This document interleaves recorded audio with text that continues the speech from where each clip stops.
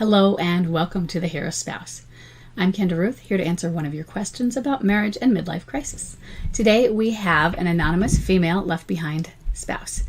She has a bomb drop of June 2020 and a date of marriage of 2009. She has a clinging boomerang who is a high energy replayer.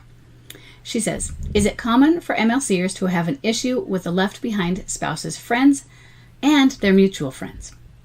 My husband has cut off contact with most people we know mutually. And every time I happen to catch up with a friend, Monster comes out and he calls them all sorts of names as well as insults me for being friends with them. It seems there's not a single person I have contact with that he doesn't have an issue with. I find it very difficult to navigate as it's exhausting to get the constant monstering just because I go out and see someone who he previously liked but now can't stand. I sense there's an element of control in this too. He thinks he can control me despite having left. It actually gives me anxiety as he gets so aggressive in his monstering and uses very abusive language both at me and about others to me. The other day he went as far as to blame one of our friends as the reason he and I were no longer together, which utterly shocked me. So the first question I have is, he's left. He is not living at home. He is a clinging boomerang. So yeah, there's a sense of fear, control, fear of loss, all of those elements that can go with that. But why does he know about your seeing the friends? Are you talking to him? It sounds like sometimes you might just be giving him too much information that he can feed off of because it's none of his business. Or is he getting this information from the friends? Because he's cut them off, you've said. So is the only avenue for him to know that you're seeing so-and-so is because you had a conversation about it.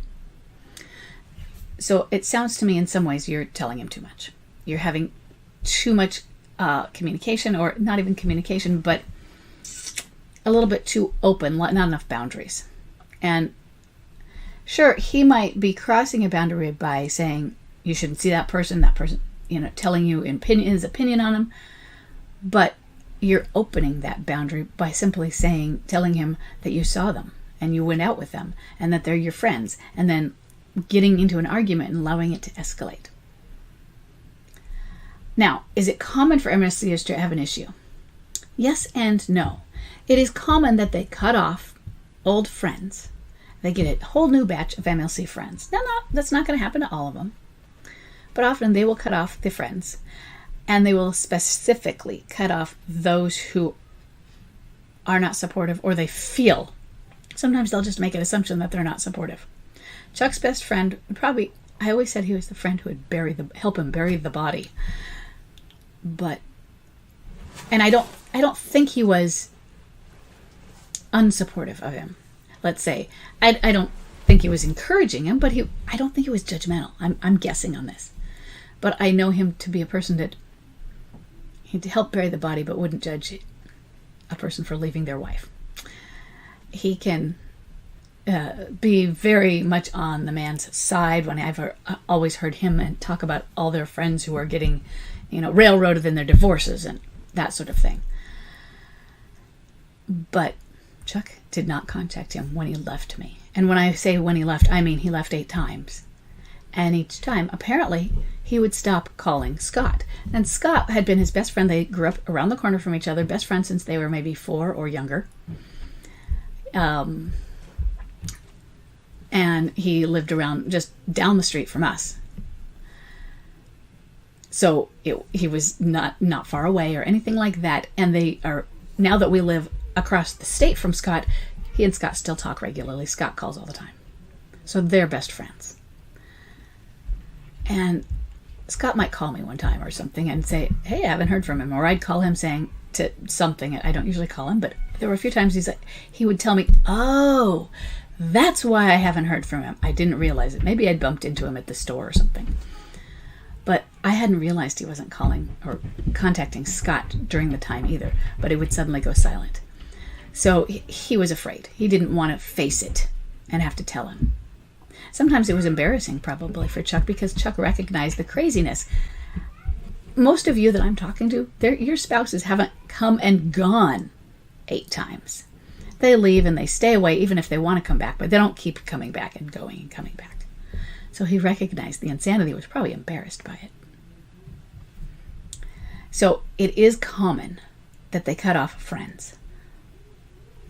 He is doing it to a greater degree. That he complains about them, is critical and judgmental, he's going overboard. So that part isn't as normal. He's within normal rounds of cutting him off. But I wonder what he would be like if you didn't talk to him about them as well. Why is it that he knows so much about what you're doing? So I want you to think about that as well. With a clinging boomerang, I know there's a lot of communication, and sometimes it can go into more depth. It can go into more relationship talks. But he left. He lost the right of spouse. It's not just left behind spouses who lose the right of spouse. He doesn't get to tell you who you can see and ask you where you were at midnight and why weren't you at home. He left. It's none of his business. And he gets to be told, you know what? That's none of your business. That person is my friend. So I need you to set some boundaries. And this isn't the kind of boundaries that you have to communicate. These are, you set these boundaries by how you respond, how you act, and what you say. You know what? That's none of your business. There are some boundaries where you tell them, this is something you don't get to cross. This is a boundary, and we're going into no contact. This, where it's the friends and him telling you who's your friend, is you don't get to tell me who your friend is. You don't need to use the word boundary. You don't get to tell me or dictate who I see, who my friends are, where I go. It's none of your business. None of your business is a way of setting a boundary. Okay? You can do this.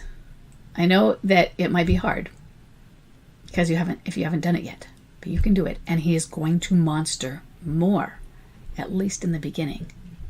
Monstering has worked for him. You have to stay strong in the face of monster. Okay?